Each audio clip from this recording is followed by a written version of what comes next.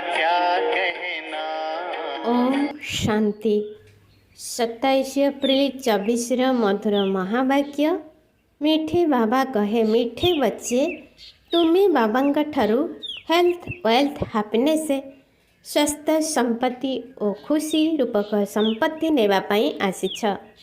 ईश्वरीय मतरे चलवा द्वारा ही बाबा ठारू संपत्ति मिली थाए। प्रश्न, बाबा समस्त संतान मानू विकल्पजित हेबार केउं उपाय बताई छंती। उत्तर, विकल्पजित हेबा पाई निजको आत्मा मन करी भाई भाईर दृष्टि रे देख। शरीर को देखिबा द्वारा विकल्प अर्थात विकारी संकल्प आसी थाए। सेथिपाई भ्रुकुटी रे आत्मा भाई को देख। पवित्र हेबाकु हेले एही दृष्टि को पक्का कर। निरंतर पतित पावन बाबा को मने पकाओ। मने पकाइबा द्वारा आत्मार कलंकी छाड़ीजीव, खुशी बढ़ीजीव एवं विकल्प उपरे विजय प्राप्त करिपारिब। ओम शांति। शिव भगवान उवाच निजर शालिग्राम मानक प्रति। शिव भगवान उवाच अर्थात निश्चिंत भावरे शरीरर आधार नेउथिबा तेबे तो भगवान उवाच होई पारिबो। कहिबा निमंते मुख निश्चिंत आवश्यक, शुणिबा पई कान मध्य निहाती दरकार। आत्मा को कान और मुखर आवश्यकता रही। एबे तुमको ईश्वरीय मत मिलुछि जहाकू रामंकर मत बोली कहा जाउछि। अन्य माने तो रावण मतर ही अछंती। गोटिए हेला ईश्वरीय मत एवं अन्यटी होछि आसुरी मत। ईश्वरीय मत अधा कल्प चलुछि। बाबा ईश्वरीय मत देई तुम मानकू देवता करूछंती। पुणे सत्ययुग एवं त्रेता युगरे सही मत रहिबो। सेठारे जन्म मध्य कम हेबो काहेकिना जोगी जीवन बितांती। द्वापर कଳି जुगरे रावण मत एठारे जन्म बहुत नेउछंती काहेकिना भोगी जीवन बिताउछंती। सेथिपाई आयु मध्य कम हेउछि। बहुत संप्रदाय होई जाइथाए, तेणु बहुत दुखी होइथांती। राम मतधारी माने रावण मतरे मिसी जाउछंती, तेणु समग्र दुनिया रे रावण मत होई जाउछि। पुणी बाबा आसी समस्त को राम मत देउछंती। सत्य जुगरे रामंक मत अर्थात ईश्वरीय मत जहाकू स्वर्ग बोली कहा जाए। ईश्वरीय मत द्वारा स्वर्गर स्थापना अधा कल्प पाई होई जाउछि। अधा कल्प परे रावण राज्य आरंभ हेउछि जहाकू आसुरी मत कहा जाउछि। एबे निजको पचार जे आमे आसुरी मतरे कौन करूथिलु, ईश्वरीय मत द्वारा कौन करुछु। पूर्वरु नरकवासी थिलु, पुणी शिवालय रे स्वर्गवासी हेउछु। सत्य युग एवं त्रेता युग को शिवालय कहा जाए। जहांक नामरे स्थापना हेउछि तांक नाम निश्चिंत रखिबे। तेणु ताहा हेउछि शिवालय जोंठी देवता माने रहुछंती। रचयिता बाबा ही तुमको यही कथा बुझाउछंती। कौन रचना करुछंती से कथा मध्य तुमे संतान माने जानिछ। समस्ते रचना यही समय रे तांकु डाकुछंती। हे पतित पावन अथवा हे मुक्तिदाता, रावण राज्यरू अथवा दुखरू मुक्त करुथिबा मुक्तिदाता। एबे तुमे माने प्रकृत सुख विषय रे जानुछ, तेणु एहाकू दुख बोली भावुछ। नचेत केही एहाकू दुख बोली भावु नाहांती। जेपरि बाबा मनुष्य सृष्टिर बीजरूप ज्ञानर सागर अटंती, सेहीपरि तुमे मध्य ज्ञानर सागर हेउछ। बीजरे वृक्षर ज्ञान रही थाए, किंतु ताहा हेउछि जड़। जदि चैतन्य होइथांता तेबे कहिथांता तुमे माने चैतन्य होइथिबारु वृक्ष को जानिछ। बाबा को कहा जाउछि मनुष्य सृष्टिर बीजरूप सच्चित आनंद स्वरूप। एही वृक्षर उत्पत्ति एवं पालना किपरि हेउछि ए कथा केही जानि नाहांती। एपरि नुहे जे नुआ वृक्ष उत्पन्न हेउछि, बाबा बुझाउछंती। पुराणा होई जाइथिबा वृक्षर मनुष्य माने डाकुछंती, कहउछंती आसी रावण कबळरू आमको मुक्ति दियो। काहेकिना वर्तमान रावण राज्य चली। मनुष्य तो रचयिता किंबा रचना को जानी नाहांती, ସ୍ୱୟଂ ବାବା କହୁଛନ୍ତି ମୁଁ ଥରେ ମାତ୍ର ସ୍ୱର୍ଗ ତିଆରି କରୁଛି। ସ୍ୱର୍ଗ ପରେ ପୁଣି ନର୍କ ହେଉଛି। ରାବଣର ପ୍ରବେଶତା ହେଉଛି। ତେଣୁ ସମସ୍ତେ ବାମ ମାର୍ଗରେ ଚାଲି ଯାଉଛନ୍ତି। ସତ୍ୟ ଯୁଗରେ ହେଲ୍ଥ, ୱେଲ୍ଥ, ହାପିନେସ୍ ସବୁ କିଛି ଥାଏ। ତୁମେ ଏଠାକୁ ବାବାଙ୍କ ଠାରୁ ସ୍ୱାସ୍ଥ୍ୟ, ସମ୍ପତ୍ତି ଏବଂ ଖୁସି ନେବା ପାଇଁ ଆସିଛ। କାହିଁକି ନା ସ୍ୱର୍ଗରେ କେବେ ଦୁଃଖ ରହିବ ନାହିଁ। ତୁମର ମନରେ ରହିଛି ଯେ ଆମେ କଳ୍ପ କଳ୍ପ ପୁରୁଷୋତ୍ତମ ସଙ୍ଗମ ଯୁଗରେ ପୁରୁଷାର୍ଥ କରୁଛୁ। ଏହାର ନାମ କେତେ ସୁନ୍ଦର। ଅନ୍ୟ କୌଣସି ଯୁଗକୁ ପୁରୁଷୋତ୍ତମ କୁହାଯିବ ନାହିଁ। ସେଥିରେ କେବଳ ସିଡ଼ି ତଳକୁ ଓହ୍ଲାଇଥାନ୍ତି, ବାବାଙ୍କୁ ଡାକୁଛନ୍ତି, ସମର୍ପଣ ମଧ୍ୟ କରୁଛନ୍ତି। କିନ୍ତୁ ଏ କଥା ଜାଣିନାହାନ୍ତି ଯେ ବାବା କେବେ ଆସିବେ। ଡାକୁଛନ୍ତି, ହେ ଈଶ୍ୱରୀୟ ପିତା, ଦୁଃଖରୁ ମୁକ୍ତ କର, ଗାଇଡ଼ ହୁଅ। ସିଏ ମୁକ୍ତିଦାତା, ତେଣୁ ନିଶ୍ଚିନ୍ତ ଆସିବାକୁ ପଡ଼ିବ। ପୁଣି ଗାଇଡ଼ ହୋଇ ନେଇଯିବାକୁ ହେବ। ବାବା ସନ୍ତାନମାନଙ୍କୁ ବହୁତ ଦିନ ପରେ ଦେଖୁଛନ୍ତି, ତେଣୁ ବହୁତ ଖୁସି ହେଉଛନ୍ତି। ସେ ଲୌକିକ ପିତା ଓ ଇଏ ଆତ୍ମିକ ପିତା। ବାବା କ୍ରିଏଟର, ରଚୟିତା ଅଟନ୍ତି। ରଚନା କରି ପୁଣି ତା'ର ପାଳନା ମଧ୍ୟ କରୁଛନ୍ତି। ପୁନର୍ଜନ୍ମ ତ ନେବାକୁ ପଡ଼ୁଛି। କାହାର 10, କାହାର 12 ସନ୍ତାନ ହୋଇଥାନ୍ତି। କିନ୍ତୁ ସେସବୁ ଲୌକିକ ସୁଖ ଯାହା କାକବିଷ୍ଟା ସମାନ ଅଟେ। ସମସ୍ତେ ତମ ପ୍ରଧାନ ହୋଇଯାଇଛନ୍ତି। ତମ ପ୍ରଧାନତା କାରଣରୁ ବହୁତ କମ୍ ସୁଖ ରହିଛି। ତୁମେମାନେ ସତ୍ତ୍ୱ ପ୍ରଧାନ, ତେଣୁ ବହୁତ ସୁଖ ଭୋଗ କରିବ ଏବଂ ସତ୍ତ୍ୱ ପ୍ରଧାନ ହେବାର ଯୁକ୍ତି ମଧ୍ୟ ବାବା ହିଁ ଆସି ବୁଝାଉଛନ୍ତି। ବାବାଙ୍କୁ ସର୍ବଶକ୍ତିମାନ କୁହାଯାଉଛି। ମନୁଷ୍ୟ ଭାବୁଛନ୍ତି ଈଶ୍ୱର ସର୍ବଶକ୍ତିମାନ, ତେଣୁ ଯାହା ଚାହିଁବେ ତାହା କରିପାରିବେ। ମୃତ୍ୟୁକୁ ମଧ୍ୟ ଜୀବିତ କରିଦେଇପାରିବେ। ଏକଦା କେହି ଜଣେ ଲେଖିଥିଲେ, ଯଦି ଆପଣ ଭଗବାନ, ତେବେ ମାଛିକୁ ଜୀବଦାନ ଦେଇ ଦେଖାନ୍ତୁ। ଏହିପରି ଢେର ପ୍ରଶ୍ନ ପଚାରୁଛନ୍ତି। ତୁମମାନଙ୍କୁ ବାବା ଶକ୍ତି ଦେଉଛନ୍ତି, ଯାହାଫଳରେ ତୁମେ ରାବଣ ଉପରେ ବିଜୟ ପ୍ରାପ୍ତ କରୁଛ। ବାନରରୁ ମନ୍ଦିର ଯୋଗ୍ୟ ହେଉଛ। ସେମାନେ ପୁଣି କ'ଣ କ'ଣ ସବୁ ତିଆରି କରିଦେଇଛନ୍ତି। ବାସ୍ତବରେ ତୁମେ ସମସ୍ତେ ସୀତା ଭକ୍ତିନୀ ଅଟ। ମୁଁ ତୁମ ସନ୍ତାନମାନଙ୍କୁ ରାବଣ ଠାରୁ ମୁକୁଳାଇ ଦେଉଛି। ରାବଣ ଦ୍ୱାରା ତୁମକୁ କେବେ ହେଲେ ସୁଖ ମିଳିପାରିବ ନାହିଁ। ବର୍ତ୍ତମାନ ସମସ୍ତେ ରାବଣର ଜେଲରେ ଅଛନ୍ତି। ରାମଙ୍କର ଜେଲ କୁହାଯିବ ନାହିଁ। ରାବଣ ଜେଲରୁ ମୁକୁଳାଇବା ପାଇଁ ଆସୁଛନ୍ତି। 10 ମୁଣ୍ଡଧାରୀ ରାବଣ ତିଆରି କରୁଛନ୍ତି। ତାହାର 20ଟି ହାତ ଦେଖାଉଛନ୍ତି। ବାବା ବୁଝାଉଛନ୍ତି 5 ବିକାର ସ୍ତ୍ରୀଠାରେ ଏବଂ 5 ବିକାର ପୁରୁଷଠାରେ ରହିଛି। ତାକୁ ରାବଣ ରାଜ୍ୟ ଅଥବା 5 ବିକାର ରୂପୀ ମାୟାର ରାଜ୍ୟ କୁହାଯାଉଛି। ଏପରି କୁହାଯିବ ନାହିଁ ଯେ ଏହାଙ୍କ ପାଖରେ ବହୁତ ମାୟା ଅଛି। ମାୟାର ନିଶା ଚଢ଼ିଛି। ଧନକୁ ମାୟା କୁହାଯିବ ନାହିଁ। ଧନକୁ ସମ୍ପତ୍ତି ବୋଲି କୁହାଯାଏ। ତୁମକୁ ବହୁତ ସମ୍ପତ୍ତି ଆଦି ମିଳୁଛି।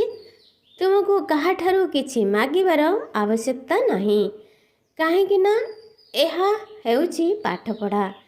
ପାଠପଢ଼ାରେ କ'ଣ ମଗାଯାଇଥାଏ କି?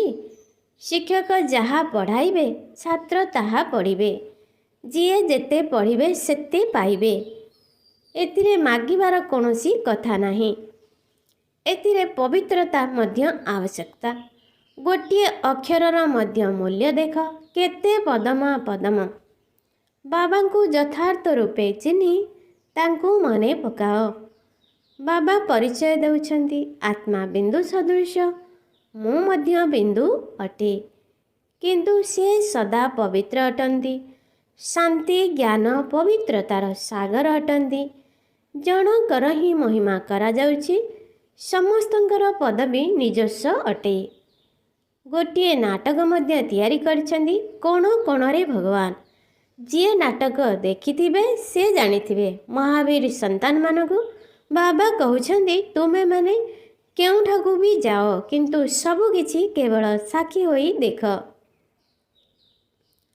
ଏବେ ତୁମେ ରାମରାଜ୍ୟ ସ୍ଥାପନା କରୁଛ, ରାବଣ ରାଜ୍ୟକୁ ସମାପ୍ତ କରି ଦେଉଛ। ଏହା ହେଉଛି ବେହେଦର କଥା। ସେମାନେ ଲୌକିକ କାହାଣୀ ତିଆରି କରିଦେଇଛନ୍ତି। ତୁମେ ହେଉଛ ଶିବ ଶକ୍ତି ସେନା। ଶିବ ସର୍ବଶକ୍ତିମାନ ଅଟନ୍ତି ନା। ତୁମେ ହେଉଛ ଶିବଙ୍କ ଠାରୁ ଶକ୍ତି ନେଉଥିବା ଶିବଙ୍କର ସେନା। ସେମାନେ ମଧ୍ୟ ଶିବସେନା ନାମ ରଖିଦେଇଛନ୍ତି। ବର୍ତ୍ତମାନ ତୁମର ନାମ କ'ଣ ରଖାଯିବ? ତୁମର ନାମ ରହିଛି ପ୍ରଜାପିତା, ବ୍ରହ୍ମାକୁମାର, କୁମାରୀ। ସମସ୍ତେ ତ ଶିବଙ୍କ ସନ୍ତାନ। ସମଗ୍ର ଦୁନିଆର ଆତ୍ମାମାନେ ତାଙ୍କର ସନ୍ତାନ। ଶିବଙ୍କ ଠାରୁ ତୁମକୁ ଶକ୍ତି ମିଳୁଛି। ଶିବ ବାବା ତୁମକୁ ଜ୍ଞାନ ଶିଖାଉଛନ୍ତି, ଯାହାଙ୍କ ଠାରୁ ତୁମକୁ ଏତେ ଶକ୍ତି ମିଳୁଛି ଯେ ଅଧା କଳ୍ପ ତୁମେ ସମଗ୍ର ବିଶ୍ୱ ଉପରେ ରାଜ୍ୟ କରୁଛ। ଏହା ତୁମର ଯୋଗ ବଳ ଏବଂ ତାଙ୍କର ହେଉଛି ବାହୁବଳ। ଭାରତର ପ୍ରାଚୀନ ରାଜଯୋଗର ଗାୟନ ରହିଛି। ଚାହୁଁଛନ୍ତି ମଧ୍ୟ ଭାରତର ପ୍ରାଚୀନ ଯୋଗ ଶିଖିବୁ, ଯାହାଦ୍ୱାରା ସ୍ୱର୍ଗ ସ୍ଥାପନା ହୋଇଥିଲା। ଏ କଥା ମଧ୍ୟ କହୁଛନ୍ତି ଖ୍ରୀଷ୍ଟଙ୍କ ଠାରୁ ଏତେ ବର୍ଷ ପୂର୍ବରୁ ସ୍ୱର୍ଗ ଥିଲା। କିପରି ତିଆରି ହୋଇଥିଲା? ଯୋଗ ବଳ ଦ୍ୱାରା। ତୁମେ ହେଉଛ ପ୍ରବୃତ୍ତି ମାର୍ଗୀ ସନ୍ନ୍ୟାସୀ। ସେମାନେ ଘରଦ୍ୱାର ଛାଡ଼ି ଜଙ୍ଗଲକୁ ଚାଲି ଯାଉଛନ୍ତି। ଡ୍ରାମା ଅନୁସାରେ ପ୍ରତ୍ୟେକଙ୍କୁ ପାଠ ମିଳିଛି। ଏତେ ଛୋଟ ବିନ୍ଦୁରେ କେତେ ପାଠ ରହିଛି, ଯାହାକୁ କୁଦରତ ବୋଲି କୁହାଯାଉଛି। ବାବା ତ ସଦା ଶକ୍ତିମାନ ଗୋଲ୍ଡେନ୍ ଏଜେଣ୍ଟ ଅଟନ୍ତି। ବର୍ତ୍ତମାନ ତୁମେ ତାଙ୍କଠାରୁ ଶକ୍ତି ନେଉଛ। ଡ୍ରାମା ମଧ୍ୟ ଏହିଭଳି ପ୍ରସ୍ତୁତ ହୋଇଛି। ଏପରି ନୁହେଁ, ଭଗବାନ ହଜାର ସୂର୍ଯ୍ୟଠାରୁ ତେଜମୟ ଅଟନ୍ତି। ଯାହାଙ୍କର ଯେପରି ଭାବନା ହୋଇଥାଏ ସେହି ଅନୁସାରେ ଦେଖିଥାନ୍ତି। ଆଖି ଲାଲ ହୋଇଯାଏ, କହନ୍ତି ବାସ୍ ସେତିକି ଥାଉ, ଆମେ ସହନ କରିପାରିବୁ ନାହିଁ। ବାବା କହୁଛନ୍ତି ସେ ସବୁ ଭକ୍ତି ମାର୍ଗର ସଂସ୍କାର। ଏହା ତ ଜ୍ଞାନ ଅଟେ, ଏଥିରେ ପାଠ ପଢ଼ିବାକୁ ହେବ। ବାବା ଶିକ୍ଷକ ମଧ୍ୟ ଅଟନ୍ତି, ପଢ଼ାଉଛନ୍ତି। କହୁଛନ୍ତି ତୁମକୁ ତମ ପ୍ରଦାନରୁ ସତ ପ୍ରଦାନ ହେବାକୁ ପଡ଼ିବ। ବାବା ବୁଝାଇଛନ୍ତି ଖରାପ କଥା ଶୁଣ ନାହିଁ। ମନୁଷ୍ୟମାନଙ୍କୁ ଜଣା ନାହିଁ ଯେ ଏଇ କଥା କିଏ କହିଛନ୍ତି। ପୂର୍ବରୁ ମାଙ୍କଡ଼ଙ୍କର ଚିତ୍ର ତିଆରି କରୁଥିଲେ, ଏବେ ମନୁଷ୍ୟମାନଙ୍କର ତିଆରି କରୁଛନ୍ତି। ବାବା ମଧ୍ୟ ନଳିନୀ କନ୍ୟାଙ୍କର ଚିତ୍ର ତିଆରି କରାଇଥିଲେ। ମନୁଷ୍ୟମାନଙ୍କୁ କେତେ ଭକ୍ତିର ନିଶା ରହିଛି। ଭକ୍ତିର ରାଜ୍ୟ ଅଟେ ନା। ବର୍ତ୍ତମାନ ଜ୍ଞାନର ରାଜ୍ୟ ହେଉଛି। କେତେ ଫରକ ହୋଇଯାଉଛି। ପିଲାମାନେ ଜାଣିଛନ୍ତି ବାସ୍ତବରେ ଜ୍ଞାନରେ ବହୁତ ସୁଖ ମିଳୁଛି, ପୁଣି ଭକ୍ତିରେ ସିଡ଼ି ତଳକୁ ଓହ୍ଲାଉଛନ୍ତି। ଆମେ ପ୍ରଥମେ ସତ୍ୟ ଯୁଗକୁ ଯାଉଛୁ, ପୁଣି ଉକୁଣି ସଦୃଶ୍ୟ ଧୀରେ ଧୀରେ ତଳକୁ ଓହ୍ଲାଉଛୁ। 1250 ବର୍ଷରେ 2ଟି କଳା କମ୍ ହୋଇଯାଉଛି। ଚନ୍ଦ୍ରମାର ଉଦାହରଣ ରହିଛି। ଚନ୍ଦ୍ରମାରେ ଗ୍ରହଣ ଲାଗି କଳା କମ୍ ହେବାରେ ଲାଗିଥାଏ। ପୁଣି ଧୀରେ ଧୀରେ କଳା ବଢ଼ି ବଢ଼ି 16 କଳା ହୋଇଥାଏ। ତାହା ହେଉଛି ଅଳ୍ପ କାଳର କଥା। ଏହା ହେଉଛି ବେହେଦର କଥା। ବର୍ତ୍ତମାନ ସମସ୍ତଙ୍କ ଉପରେ ରାହୁର ଗ୍ରହଣ ଲାଗିଛି। ସର୍ବୋଚ୍ଚ ଦଶା ବୃହସ୍ପତିର ଦଶା। ସବୁଠାରୁ ନୀଚ ଦଶା ରାହୁର ଦଶା। ଏକଦମ ଦେବାଳିଆ କରିଦେଇଥାଏ। ବୃହସ୍ପତିର ଦଶା ଦ୍ୱାରା ଆମେ ଚଢ଼ୁଛୁ। ସେମାନେ ବେହେଦର ବାବାଙ୍କୁ ଜାଣିନାହାନ୍ତି। ବାସ୍ତବରେ ବର୍ତ୍ତମାନ ସମସ୍ତଙ୍କ ଉପରେ ରାହୁର ଦଶା ରହିଛି। ଏ କଥା ତୁମେମାନେ ଜାଣିଛ, ଅନ୍ୟ କେହି ଜାଣିନାହାନ୍ତି। ରାହୁର ଦଶା ହିଁ କାଙ୍ଗାଳ କରିଦେଉଛି। ବୃହସ୍ପତିର ଦଶା ଦ୍ୱାରା ସାହୁକାର ହେଉଛନ୍ତି। ଭାରତ କେତେ ଧନବାନ ଥିଲା। ବିଶ୍ୱରେ ଏକମାତ୍ର ଭାରତ ହିଁ ଥିଲା। ସତ୍ୟ ଯୁଗରେ ରାମ ରାଜ୍ୟ ପବିତ୍ର ରାଜ୍ୟ ଥାଏ, ଯାହାର ମହିମା ହେଉଛି ଅପବିତ୍ର ରାଜାମାନେ ଗାୟନ କରୁଛନ୍ତି ଆମେ ନିର୍ଗୁଣ, ଆମ ପାଖରେ କୌଣସି ଗୁଣ ନାହିଁ। ଏପରି ସଂସ୍ଥା ମଧ୍ୟ ତିଆରି କରିଛନ୍ତି ଯାହାର ନାମ ରଖିଛନ୍ତି ନିର୍ଗୁଣ ସଂସ୍ଥା। ଆରେ ଏ ସମସ୍ତ ଦୁନିଆ ହିଁ ନିର୍ଗୁଣ ସଂସ୍ଥା ଅଟେ।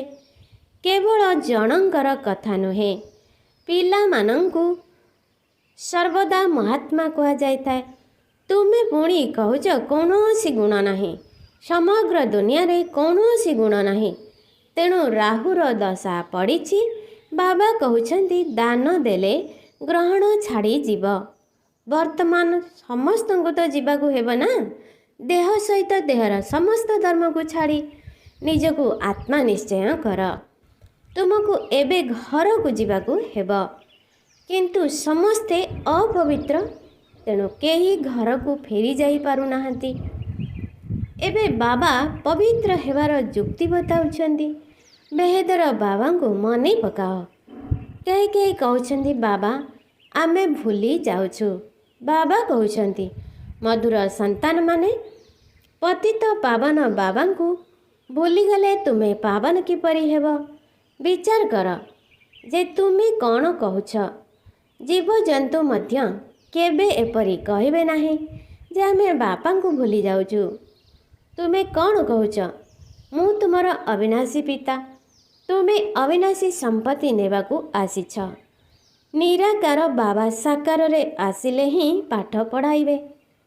ବର୍ତ୍ତମାନ ବାବା ଏହାଙ୍କ ଶରୀରରେ ପ୍ରବେଶ କରିଛନ୍ତି। ଇଏ ହେଉଛନ୍ତି ବାପଦାଦା। ଉଭୟଙ୍କର ଆତ୍ମା ହିଁ ଏହି ବୃକୁଟି ମଧ୍ୟରେ ରହିଛି। ତୁମେ ବାପଦାଦା କହୁଛ, ତେଣୁ ନିଶ୍ଚୟ ଉଭୟଙ୍କର ଆତ୍ମା ରହିଥିବ। ଶିବ ବାବା ଏବଂ ବ୍ରହ୍ମାଙ୍କ ଆତ୍ମା।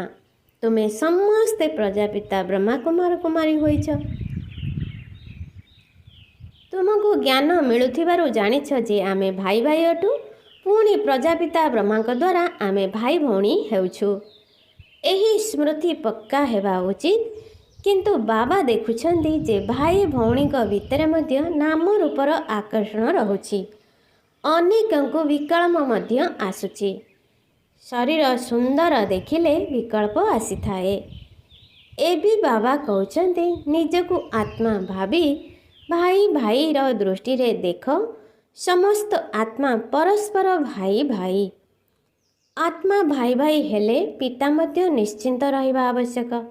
ସମସ୍ତଙ୍କର ଜଣେ ହିଁ ବାପା। ସମସ୍ତେ ବାବାଙ୍କୁ ୟାଦ କରୁଛନ୍ତି। ବର୍ତ୍ତମାନ ବାବା କହୁଛନ୍ତି, ସତ୍ୟ ପ୍ରଦାନ ହେବାକୁ ହେଲେ ମୋତେ ମନେ ପକାଅ।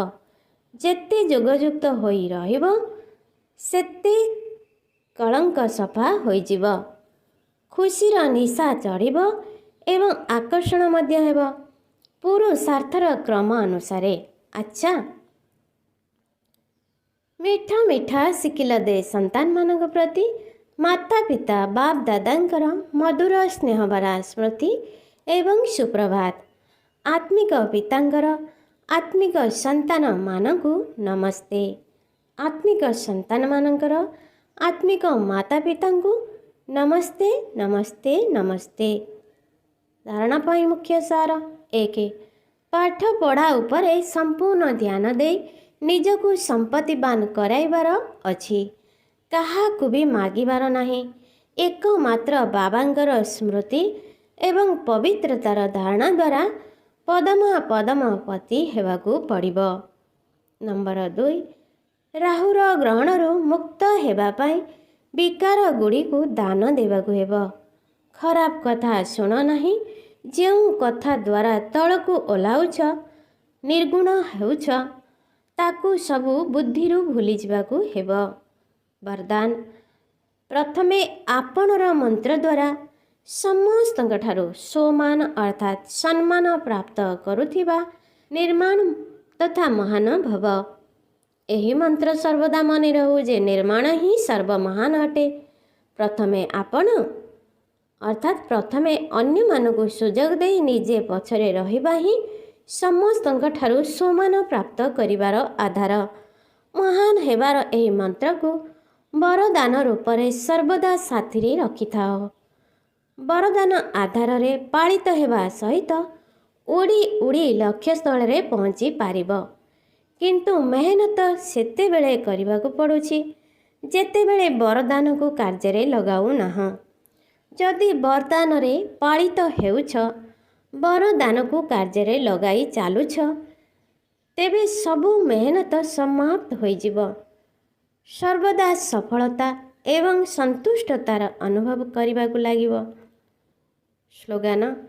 ଚେହେରା ଦ୍ୱାରା ସେବା କରିବା ପାଇଁ ନିଜର ଖୁସି ବାସିଆ ହର୍ଷିତ ତଥା ଗମ୍ଭୀର ସ୍ୱରୂପକୁ ଜାଗ୍ରତ କର। ଓମ୍ ଶାନ୍ତି। हमने प्यार वो पाया।